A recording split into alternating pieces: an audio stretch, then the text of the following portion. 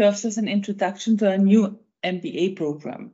Our aim also is to equip executives and high potential individuals and those passionate about the space sector to meet the future demands of this dynamic, international and interdisciplinary field.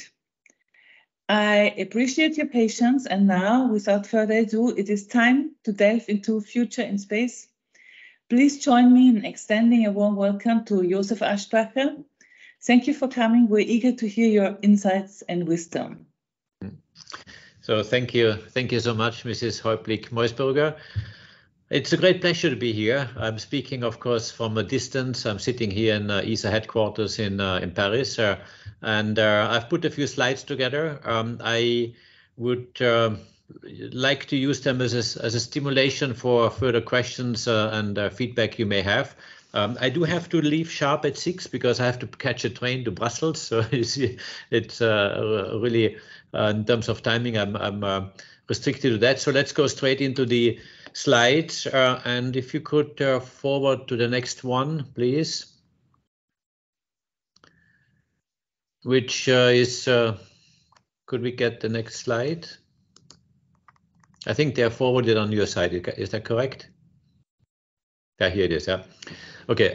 So this is just one slide, not the previous one, to summarize what European Space Agency is like, what we are doing, and what activities we are doing for Europe. You know that we have 22 member states. They are not exactly the same as the European Union. There are the UK, Switzerland, and Norway members of ESA, but not of the EU, as you know. But we do implement the largest portion of budgets dedicated to space from the public sector. About 60% of all the European space budget is implemented through the European Space Agency, meaning that the other 40% are implemented by the European Commission, by national space agencies like CNES, DLR, ARCI, of course also in Austria, or also EUMETSAT is another European organization that implements part of it. We have a workforce of about 6,000 people. We have a budget of about 7 billion per year, which if you divide it by the number of people in Europe, it's 12 to 14 euros per person per year, which is relatively modest. People are surprised when I mention this number. It also shows that with the price of a ticket, of a cinema ticket, you could basically really sustain all the activities we're doing at the European Space Agency. But ESA is delivering big cinema and big movies, if I can assure you. So the slide which you see now is some of these successes we have been producing for the member states. Galileo, of course, well known, is the navigation system with the highest accuracy today, more accurate than the GPS system, which is surprising because Galileo, the European system, started about 20 years after the GPS system was already running, but today it is the most accurate system. Similar in Copernicus, we have the Earth observation system. Again, we started with 25 years later compared to the US, for example. But today we have the leading Earth observation program in the world with the largest number of Earth observation data disseminated from the Copernicus program to the users worldwide. What we say is we take the pulse of our planet with our satellites and really literally look what happens at any corner of the world. The James Webb Space Telescope, another example here, which most people would assume is a NASA instrument, a NASA satellite. It is true, it's led by NASA, but Europe has contributed through ESA 1.5 out of 4 scientific instruments. We have also launched the Space Telescope on Christmas Day 2021 on an Ariane 5 rocket, and we have a quite significant science team working together with NASA and other partners on utilizing this data for all kinds of research and science. Artes is another example, Rosetta, other examples where ESA really has delivered incredibly stunning missions, and this is what we do. We develop space technology, space missions, cutting edge technology to understand science on one side, to serve users on the other side, but really this is exactly what ESA is doing. The next slide shows very briefly our budget. If you could move to the next slide, please. Shows our budget. I can start explaining it while the graph is coming up. You see here how we spend our budget, which we get from the ESA member states and our other partners.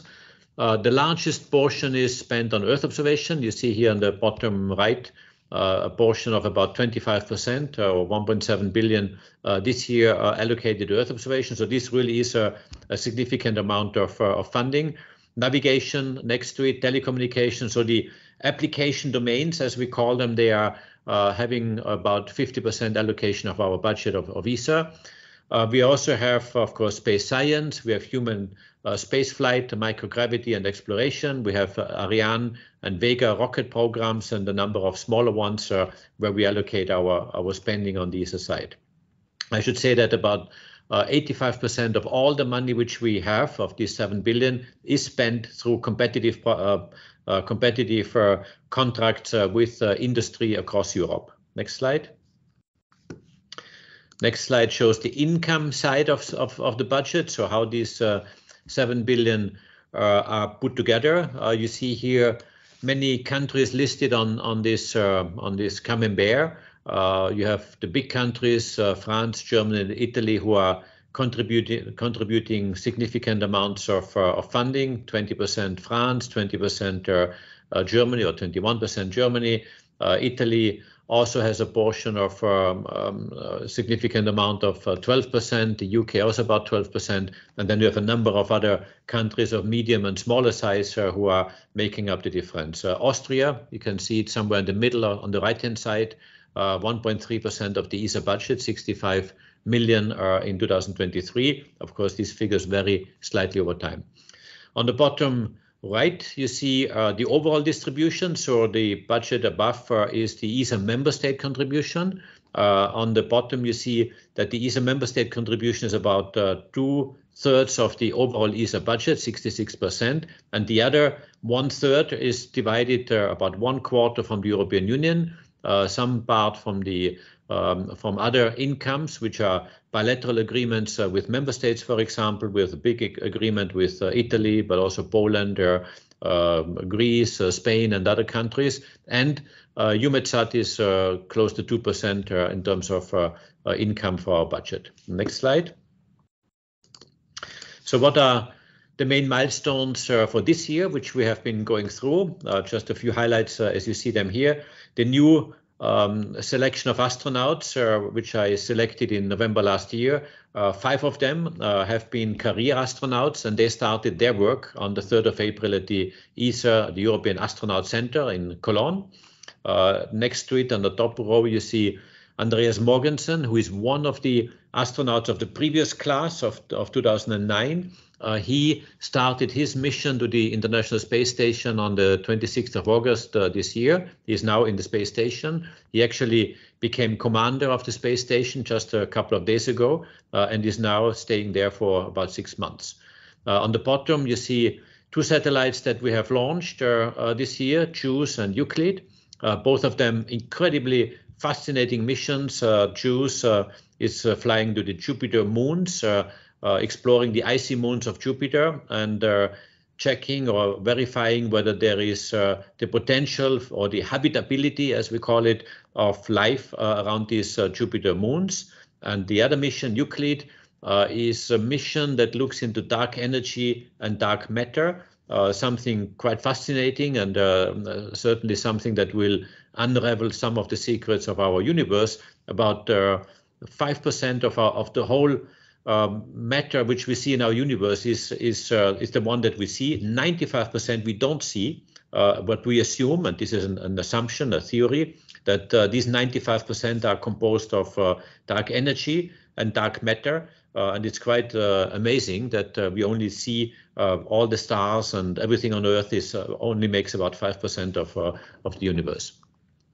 Then on the top right, you see the Space Summit. This is something that comes up very soon in Sevilla, and we are very busy preparing for this political meeting. I will say a couple of words later on what we're doing there. Next slide. Goes a little bit to Austria. So what we have in Austria, or the Austrian participation in ESA and some of the success stories of Austria.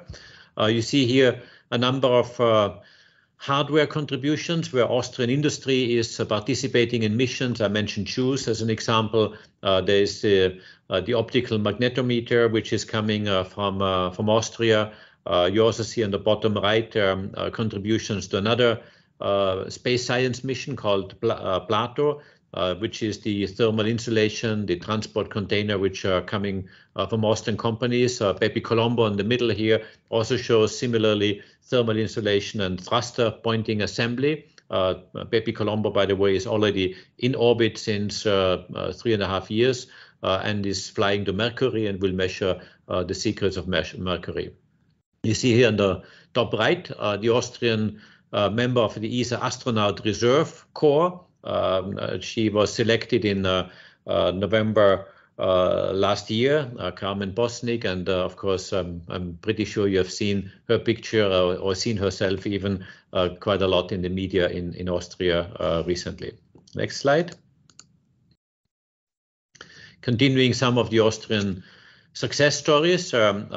Pretty with a small satellite which was just launched a few weeks ago on a Vega rocket. It's a CubeSat which is measuring ice masses and ocean waves with new technology, quite innovative. It's actually 2 satellites that are in a tandem measuring these parameters. You see also OPSAT, which is another one on the bottom right, which is we call it a Swiss knife in space, because this OPSAT is really doing a lot of different technology demonstrations to measure different parameters and have different activities. Then you see the Green Transition Information Factory, another example from Austria, or the EU widgets, or participation in the Ariane 6 rocket program coming from Austria. As you see, Austria, there's a lot of made in Austria and different technologies and missions of ESA. Next one. Just very briefly to call the Austrian space strategy, which was established about 1.5 years ago by the Austrian minister in charge of space, Minister of Climate, Sustainability, Transport. It's a very large set of activities that they are undertaking. You see here the highlights. The title is Mensch, Klima, Wirtschaft, which are really describing well the strategic goals of the Austrian space strategy. Next slide. Shows some of the benefits for Austria in space and their participation in ESA programs. On the left-hand side, you see the SATCOM program where ESA participates, called the ARTIS program. And we have done some estimates of the socioeconomic impact of what does it mean when a country like Austria participates in these countries. What is the benefit to the country, to the economy? You see here the figure of about 20% of exports are enabled or made possible through the investments in the European Space Agency's programs. In the middle, you see a multiplier in terms of employment of 3, a factor of 3 in the launcher business. And then on the right-hand side, the science program, which produces really science knowledge. And the Austrian participation here resulted in about 460 papers, scientific papers, as first authors by Austrian scientists, thanks to Austria's participation on the science program. The next slide is a similar one, shows also the value created, the gross value added of Austrian investments. Here we did a more detailed analysis of the investments in the Earth observation program. You see here Austria was participating with 12.9 million in Earth observation programs between 2013-2018, and this resulted in about 8.6 million direct value added. That means contracts to Austrian industry, Austrian space industry. But this is very important addition, which is about 23 million of gross value added, which was generated through the participation of Austria in this program. So together, 23 plus 8 makes 21 is the benefit into the Austrian economy with an investment made of 12.9 million. So that's a factor of 2, which really multiplies here the investments made. Next slide. But space is not only industrial contracts. There's a lot of dialogue and discussion also ongoing. What you see here is a photo of a meeting just a few weeks ago in the Austrian Parliament, in the newly renovated Austrian Parliament. I was very happy and very proud to see the new Parliament. And there was a meeting organized by the European Interparliamentary Space Committee, which is a committee of parliamentarians from different countries of Europe. They have come to Austria because the chair lady, which you see right here in the front, the lady in the front is the chair lady of this International European Committee, the EISC, and she invited people to come to Austria and organize this meeting. I have to say this was a very nice event and really quite a unique opportunity. Next one shows some of the booming global uses of space. I'm not going into detail, but just to highlight that space is really booming right now. There's a lot of investments coming in from many sectors. The private sector is increasing its investment in space. Of course, you read almost every day about SpaceX, but it's not only SpaceX. There are many companies that are investing significantly in the space sector. And the main domains where this commercial business is developing are in climate, in in-orbit servicing. In-orbit servicing means that you can extend the lifetime of a satellite in orbit by either bringing fuel there to the satellite and extending therefore the lifetime. Also the deorbiting of satellites at the end of its life is part of in-orbit servicing to make sure that at the end of a satellite's life, we're not leaving it there, but take it out in order to avoid debris. The next example is space connectivity. Of course, the known example is Starlink, but also OneWeb, a European constellation that is being built up to get internet from space through broadband internet constellations like this one shown here. Also, Europe is building up a new one called IRIS², which will serve users in all corners of the world with secure connectivity. And on the right-hand side, on human space transportation, a lot of private initiatives are also picking up here and starting. Next slide shows a bit more in detail the economic aspects of it, the new space economy, as we call it.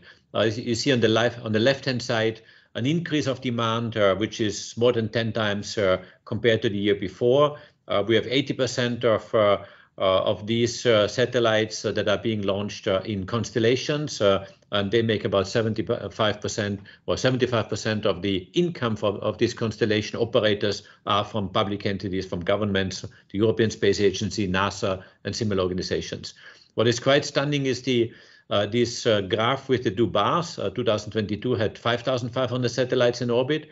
Today we have 8,000 in 2023, so it keeps increasing rapidly. And in 2030, we expect about 58,000 satellites in orbit. So you see how fast this is increasing, thanks to really this boom that takes place at the moment in the space sector.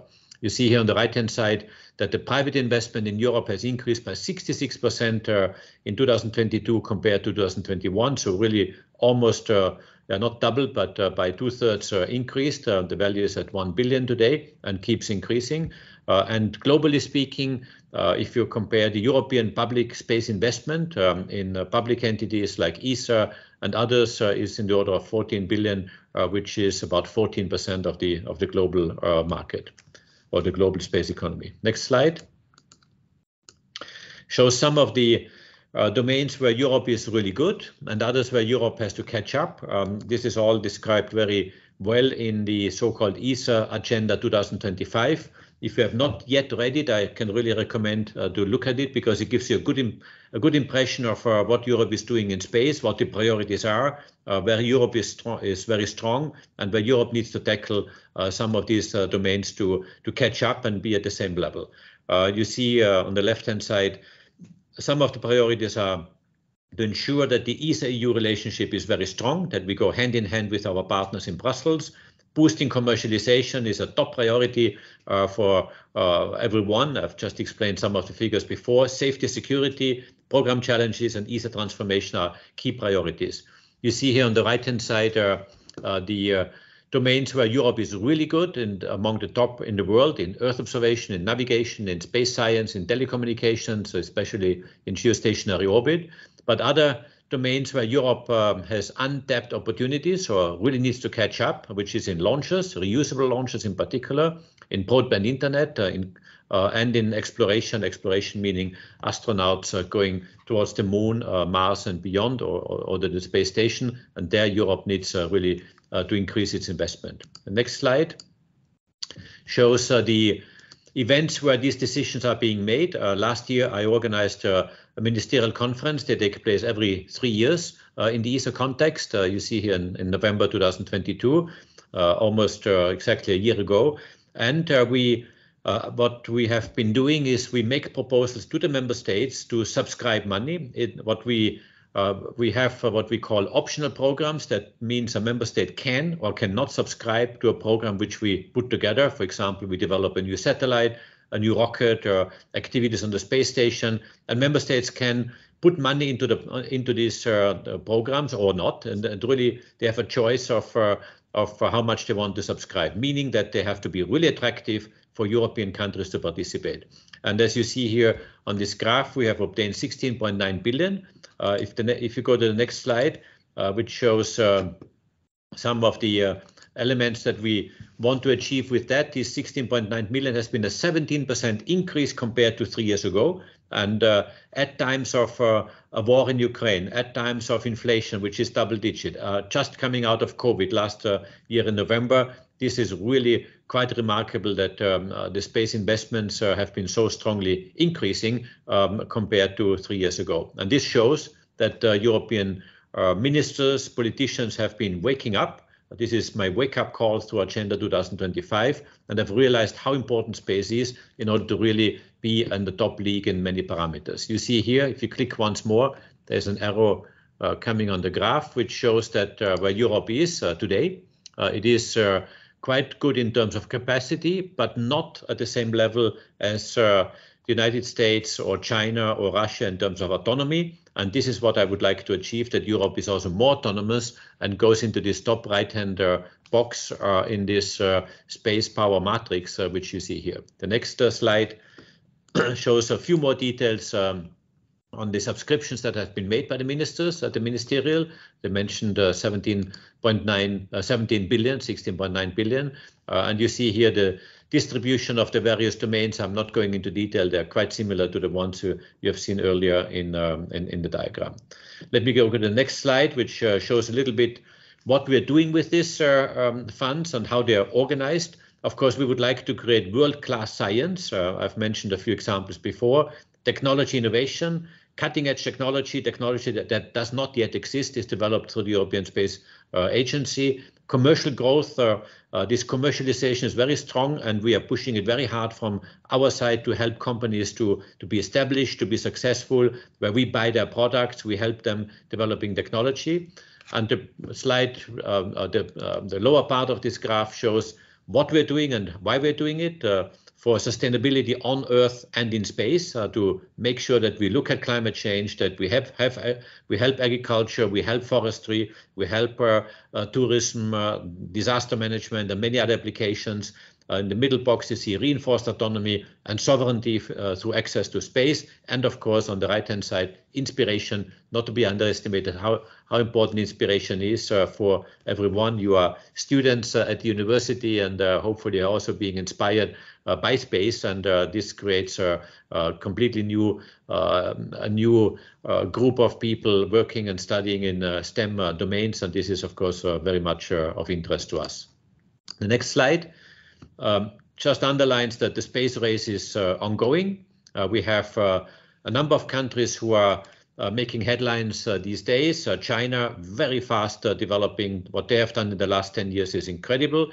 India, you have recently heard that they have landed on the south pole of the moon. Very challenging and very remarkable. Was really nice to see that. They have also announced just recently that they would like to have a man on the moon by 2040 and their own space station by 2035. China wants to have an astronaut on the moon by 2030. The US is going back to the moon also in this decade, by mid of the decade, with Artemis 3, which is planned 25-26. So you see that all these nations are going back to the moon because there is a new economy developing on the moon and around the moon. And the big question is, what is Europe doing? And this is the question I am posing to my decision makers and politicians at the Space Summit. The next slide shows very briefly that space is really serving people everywhere. We have identified 3 domains, we call them accelerators, where we think space is underutilized dramatically, and we need to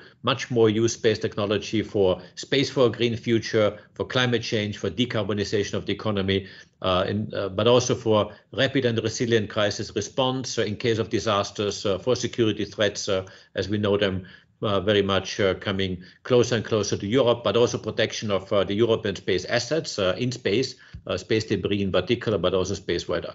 And on the right-hand side, the inspirators, I mentioned the icy moon, the icy moons of Jupiter. At some point, I would like to get a sample back to analyze it and see what we find. Do we find traces of life out there? And if yes, what does it show? I think this could be quite fascinating. And of course, European human space exploration, European astronauts flying to space is certainly something I'm promoting with the European infrastructure. That means on the European rocket. And this is what I'm proposing to my decision makers. The next slide shows very briefly the Space Summit, which is this political event I mentioned earlier, which takes place in the beginning of November in Sevilla. And there we have 3 topics that we are debating with politicians: space for a green future, as mentioned before, access to space, that means launches, and space exploration. Big question, where does Europe want to go in space? How independent does Europe want to be? How much do we want to develop autonomous capability to be a strong partner for NASA, to be a strong partner for India, for Japan, for other countries around the world? And this is certainly a dream that we need to create, and where we need talent, talented people from universities. And I would like to establish programs where Europe see a future in Europe in the space programs, to stay in Europe, build up new companies, build up space activities, work in space companies, and eventually in ESA, which of course would be very nice.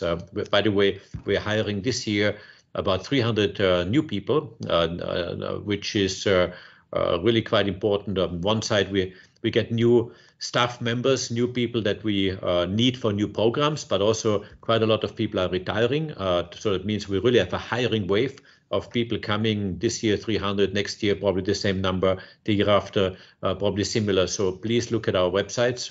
You're more than welcome to apply. We look for talented people from all domains, and something I would like to leave with you in Austria to look at these websites. So thank you from my side for your attention. Thank you so much. Space is booming. Europe has many untapped opportunities. So thank you for your input and your wake-up call talk. We have a question, but I would like to ask one question first. What do you think we can do on a university level to propel the Agenda 2025 strategy? And would you have an advice for the young people that are ready to participate? Oh yes, lots of advice. First of all, look what's happening, what we're doing. There's a lot of information on the websites and different other events. Actually, I'm coming myself to Austria quite a few times, being Austrian by origin, as you know. No, we really look into many domains. So on one side, of course, my job is to make sure that we have very strong, attractive programs for Europe, to European space programs. I'm doing everything I need to convince politicians that Europe has to be strong, has to step up, and has really to increase its capabilities in space, because space has so many dimensions and is so important for society, politically, economically, STEM education, keeping talents in Europe, attracting even people from outside. This is really something that is very dear to my heart and very important. For Austrians, or for the ones listening here from university, please have a look at our websites. We have training programs for people who enter ESA right after university. We call them young graduate trainees or fellowships. We have research fellows. We have different programs. I myself started as a young graduate trainee at the very bottom of the scale of ESA, and then was working through many years, as you mentioned before, in the ESA system, now being the Director General. So we really offer opportunities for careers and young graduates to come, have a look. Every single post is published on the website, and just see what fits you most in terms of your education, your specialization, what you have studied and where you're working. Thank you. We have 2 questions in the chat. Do you have time for 2 more questions? Yes, please. Yeah. Maybe I have time at 6 o'clock. I have great. But at 6 I have to leave. Just really, would you like to ask the question yourself? I think it's possible to turn on camera and microphone. Gladly, my question was, there are several space architect projects, especially developed in Vienna, lunar bases, Mars bases. We see that NASA is building them on the ground for analog missions. Are there plans that ESA is also building first prototypes on the ground for analog missions, as Europe has a very active analog community, maybe even larger than the one in US? Yeah, no, I know them very well, and actually the Austrians are quite well known internationally for the analog missions. We work with them, as you know, but also we have what we call a lunar base, which we are developing now at the ESA, at the European Astronaut Center, which will be a playground for simulating the moon surface and conditions on the moon for rovers, but eventually also for astronauts. So yes, we have a number of activities where we do that. And of course, our astronauts, they are participating on international projects and programs. They're called Pangea, and they have different names to simulate their discovery of new territories. That means the moon and beyond. And yes, we have quite a number of those programs running. Thank you very much. Thank you. Mr. Young. So just a last remark on the analog program of Austria. I know it very well, and quite impressive. And I think this is something that is really quite nice, and really good to see that there's so much enthusiasm and energy put into it. I really appreciate that. Mr. Young. Great. Thank you. My question is in line with that of Mr. Willibald. While there are many projects fighting for priorities like outlined in the Agenda 2025, will you see space architecture taking the front seat anytime soon? And are there any concrete space architecture initiatives that are currently developing? Yeah, we have a lot of programs ongoing in ESA, more than 100 big programs, satellite programs, space station activities, experiments on the space station, launcher programs. So it's really a huge variety. I can really invite you to look at those, to browse through the many activities we have.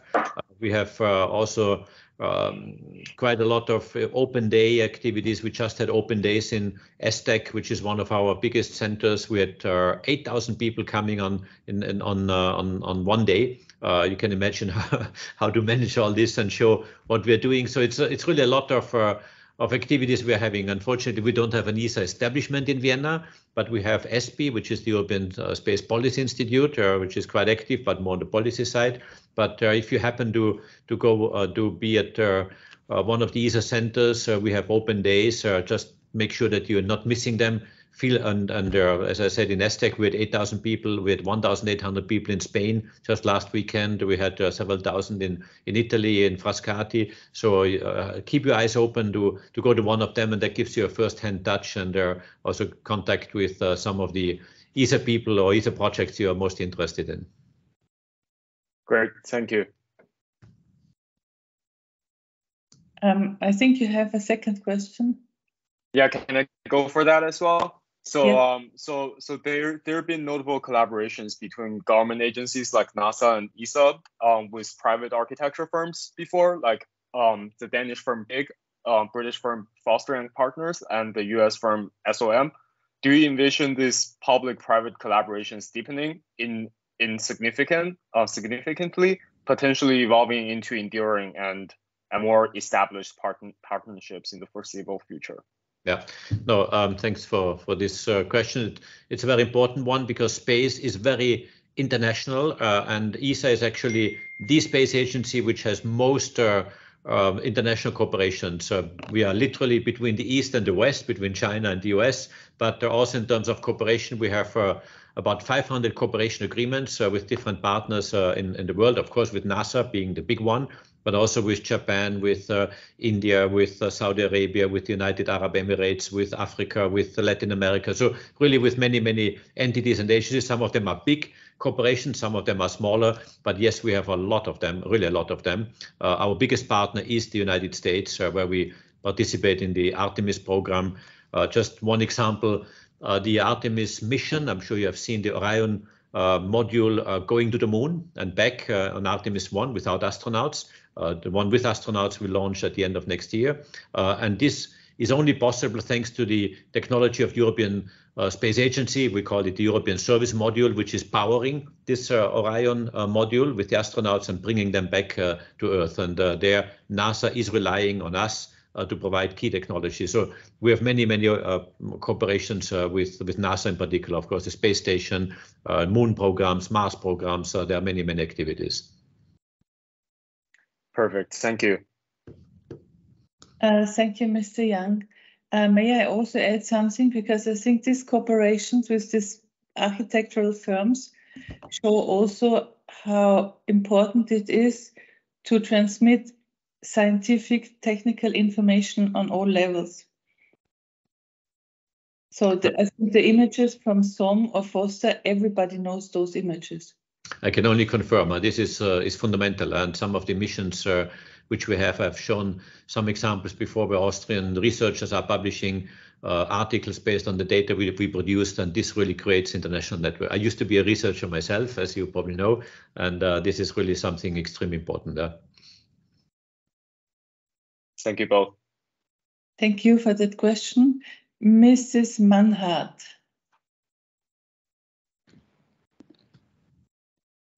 Hello. Actually, this little one here is a very big fan. The ESA, the Artemis, and all kinds of space. And he was asking if ESA would consider a mission beyond the moon, like let's say to Mars.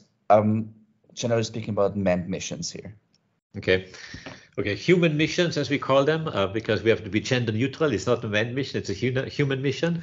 To Mars is, for girls, of course, as well, is something to Mars which today is not possible yet. I know there's a lot of talk. Also, Elon Musk keeps saying that he wants to fly to Mars very soon. There are some technical problems that are really big to solve. Just to be very clear, it takes about 6 to 8 months to go there. Then on the way back is the same time, but you need the right configuration between Moon and Mars. So altogether, go and back is about 2 years. But the cosmic radiation is the biggest problem we have. And of course, then you're on Mars without oxygen and so on. But we're working on it, and we eventually will go there. My personal prediction is that we will see humans going to Mars by around 2040. You may say this is very far away, but I can tell you to get there is a huge technological step we have to take. Of course, the next step is the moon. The moon we will learn a lot of going to the moon, and then from using the moon as a stepping stone to go further to Mars and eventually even beyond. So yes, it is there. But what we have already on Mars is robotic missions. We have a satellite since 2016 circling Mars, taking all kinds of pictures, very fascinating ones. Recently, we just published a movie of a flyover of Mars. You should really go to our website and look at it. We are planning a mission, a rover mission right now that will land on Mars and dig into the Mars surface and see whether there is life or microbes or primitive forms of life under the surface, because on the surface, of course, the radiation has killed everything. But under the surface, it could be possible that there could be some traces of life. And we dig into it and we analyzed whatever we find there. And that is quite exciting. We will be the first ones, by the way, to dig into the Mars surface about 2 meters underground and to analyze what's there. So yes, there's a lot happening on Moon and Mars as the next destination. And I see your sparkle in the eyes, the young lady here on the screen. When you are growing up, you should study physics and mathematics, and maybe by then we're getting ready to go to Mars. Thank you very much. Thank but you. He's a boy. His name is Raphael. Ah, sorry, boy. Thank you. Thank you. Where do you want to go, Moon or Mars? Where do you want to go? Moon or I Mars? don't know. You don't know? You have to be. You have to dream big. You have to go. You have to aim for Mars. Yeah. We will work hard to make it possible for you. What's your name? Raphael. Very good. Raphael. So, Raphael. Raphael, fantastic. Okay. Thank you. Thank you very much. We have time for one last question. If not, I'm asking a question. Yeah. And so maybe we can come back to space architecture, because this is what our MBA is about. We really believe that taking this MBA will make life on Earth and life extraterrestrial be better because of this interdisciplinary relationship between various disciplines. I think this is a topic not only for space architecture, that it would be good to bring scientists that are experts for, let's say, climate change on Earth, and experts for resources on the Moon or Mars together. Maybe you can have a few sentences on the team that you put together. Yeah, no, I can only agree with what you say. This interdisciplinarity is key, and that's also what we're doing. We have people working on Earth observation, on navigation, on telecommunication, on resources management. One of the future economies that will develop is what we call the moon economy. It may sound a bit strange, but the moon in 10, 20, 30 years will be very populated, and there will be bulldozers digging regolith, converting regolith into buildings, 3D printing on the moon. Some of them will look at natural resources. They will find, I don't know, gold or rare earths, or we do not know yet all the magnitude of it. But there will be a real economy being established with houses, with telecom operators, with navigation signals. For example, we're developing right now some satellites that will be around the moon to provide navigation like on Earth, navigation signals, and telecommunication like on Earth on the moon and around the moon for astronauts, for rovers, and so on. And there will be an economy developing. Somebody will buy this service and offer it to somebody else who needs it, and in order to have the operation of moon resources company that gains some resources underground, for example, from the moon. So this will all come. I'm very convinced. It takes, of course, a bit of time in order to do that, but this is certainly a new domain which is happening. And there, as you say, interdisciplinarity between those people working on resources on the Earth and those working on the moon is absolutely fundamental, because that's where you gain most of the knowledge and most of the cross-fertilization. Because it's there. Because it's there, exactly, yeah. Thank you. I also remember an image that you showed at the event at the first district where you presented your strategy a few months ago. There was one image that was a bit frightening because it showed 2 lunar bases from different nations, and in the middle was this wall. How can we deal with that? I mean, can one astronaut from one lunar base then not go to the other? I mean, that's the same problem we see on Earth. How can we manage the territory on the moon? We have sometimes problem managing it on Earth, and the question is, how do we manage the moon? In principle, the moon should be free for anyone to use. But of course, this is nature, like the Wild West in the 100 years ago or 200 years ago, or 300 years ago, when people just explore new territory, they put a flag and they build a house, and that's where they are. And of course, the others have then to build a house around. So this is really territory that is not yet clarified. What are the rules of on the moon? Just to be very simple, who has the right to build to use the resources on the moon? Who has the right to build infrastructure? What are the rules of engagement? Are they exactly the same ones that on Earth, or there are new rules that are being drawn up for the moon? And this is a big discussion we have right now. At the moment, it's still very simple because there's nobody yet establishing a permanent basis. But in a couple of years, this will be built up. And then the question really is, how do we make sure that that we live well together next to each other, without a wall, preferably, because the environment is so extreme that I firmly believe that we have to find a way of collaborating, because we need each other there, and emergencies will be much more frequently on the moon than down on Earth. Oxygen, resources, a lot of things are at stake.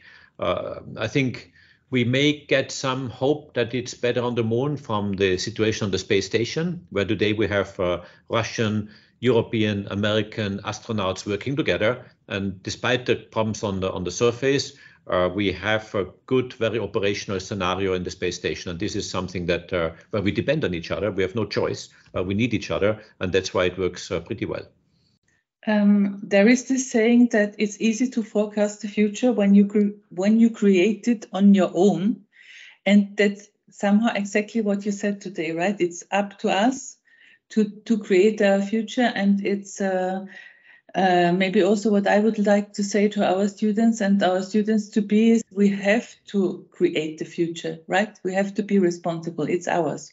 We have to create the future. We have to be part of it. If we are not participating, others create the future for us. And I want to be part of it. And this is what we have to do together. And Europe has a lot to offer. Europe has talents, some of the best talents in academia, in science, in MBA, in different disciplines. This is exactly what we are very good at, and we should utilize this to the maximum possible.